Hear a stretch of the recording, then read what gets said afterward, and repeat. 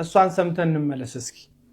መሪያ የሃሽታግ ትሰማን ቻሌንጅ የተቀላቀላችሁ ወንዶች ኃላፊነታችሁን እየተወጣችሁ በመሆኑ እናመሰግናለን። ከዛ በተረፈ ይሄንን ሙቭመንት ላልተቀላቀላችሁ ሰዎች የደገፉ እንዳሉ ሆኖ ተቃወሙም አሉ።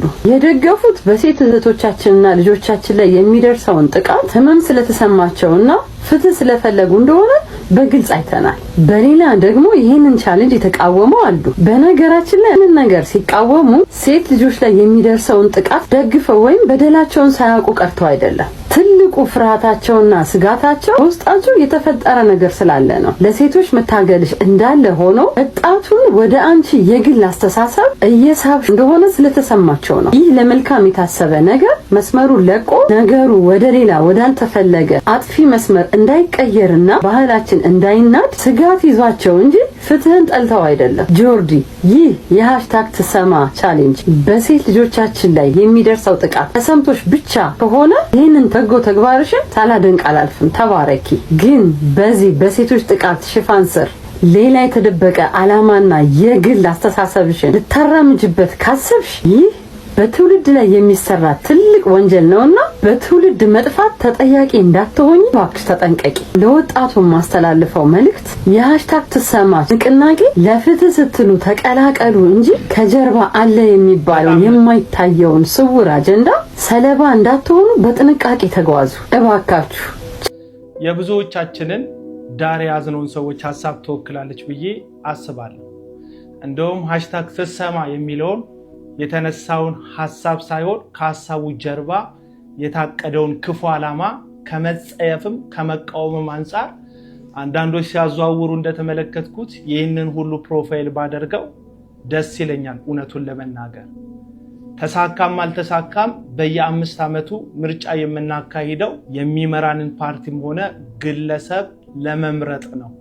ባልመረጥነው ከተመራን ያልፈለግነው እላያችን ላይ ቁጭ ካለ አመራሩም ቢሆን መሪነቱ ልክ ነው ብለን ስለማናስብ ነው ምርጫ ላይ ሁላችንም የምንሳተፈው።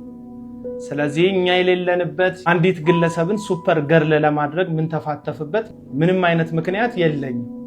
ሃሽታግ ትሰማ ተብሎ የተነሳው የሴቶችን ግፍ ሞትና በደልን በተመለከተ የህግ ክፍተትም ላይ ሆነ ህጋዊ አካሄድ ላይ ጥብቅ የሆነ እርምጃ ወንጀለኞች ላይ እንዲደረግባቸው ከሚስማሙ ሰዎች መካከል አንዱ በሆንም ነገር ግን ጉዳዩን የሚዘውሩት ልክ እንደ ጆርዲ አይነት ሴቶችን ስመለከት ያነሳሱ ያሉት ነገር የሴት ልጅ ጥቃትን ከመከላከል በላይ ቤተሰብን የሚያፈርስ ባልና ሚስትን የሚያጋጭ እህትና ወንድምን የሚያቃርን በጾታ መካከል ጥርጣሬና ስጋት እንዲያደር የሚያደርግ ከሁሉ በላይ ደግሞ በሃይማኖትም ሆነ በባህላችን ውስጥ እጅግ ጸዩፍ የሆነውን የተመሳሳይ ጾታ ጋብቻን የሚያበረታታ ድርጊት ከጀርባው እንዳንቀልባ ተሸክሞ መምጣቱን ስናስብ ከዚህ ጉዳይ ጋር መሳተፍ እንዳንችል ተደርገናል። የመጀመሪያው ቪዲዮ ላይ እንደተመለከታችሁት ይህች ግለሰብ ከአንዲት ሴት ጋር ሆና ኋይኖት እኔና አንቺ ከተዋደድን ከተሳሰብን ከተፋቀርን ኋይኖት እያለች በዛች ሴትና በሷ መካከል ያለውን መፈቃቀድ ወደ ተመሳሳይ ጾታ ልታሳድግ እንዴት አይነት ፍላጎት በልጅቷ ላይ ስታሳድር እንደነበረ ትመለከታላችሁ።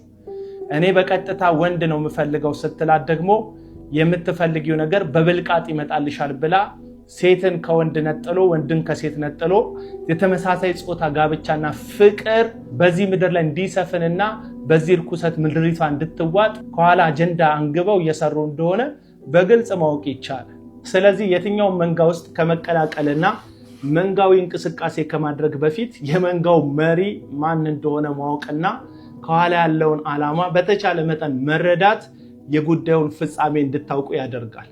ለምሳሌ የሆነ ጥግ ላይ የሆነ ሰው የበደላት የሆነች ሴት በመኖሯ ምክንያት ፍትህ ስላልተሰጠ በሰላም በትዳራቸው ተከባብረው ተደማምጠው የሚኖሩ ባልና ሚስት መካከል ባልሽ ላይ አምጪበት፣ ቤተሰብሽን ደና አድርገሽ አትምሪ፣ አንቺ ነሽ ሁሉን ነገር ምዘውሪው፣ አቅምሽን እንዲያዩ ስራ አቁሚ፣ በትዳርሽ ውስጥ የምታደርጊውን የራስሽን በጎ ተጽዕኖ አቋርጪ ብላ ትዳር ያለዚህ ሴት ትዳር የያዙ ሴቶችን ትዳራቸውን በሚያፈርስ መንገድ ምክርን የምትለግስ ከሆነ ይህችን ሴት እንደ ማህበረሰብ ጠቃሚ አካል ሳይሆን እንደ ማህበረሰብ አፍራሽ አካል ብመለከታት እሷ ካነሳችው ማህበረሰብን ከሚበጠብጥና የማህበረሰብን እሴት ከሚያፈርስ እኩይ ድርጊት አንፃር እኔ ያሰብኩት ስለሷ ብዙም ክፋት እንደሌለው ለማወቅ ማሰብ ብቻ ነው የሚጠይቀው።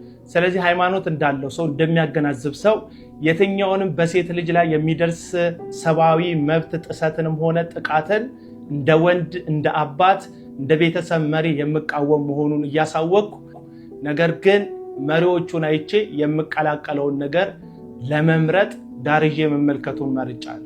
ከሃሽታግ ትሰማ በላይ ይሄኛውን ዓላማ አድርጌ እነሳለሁ። ይመቻችሁ።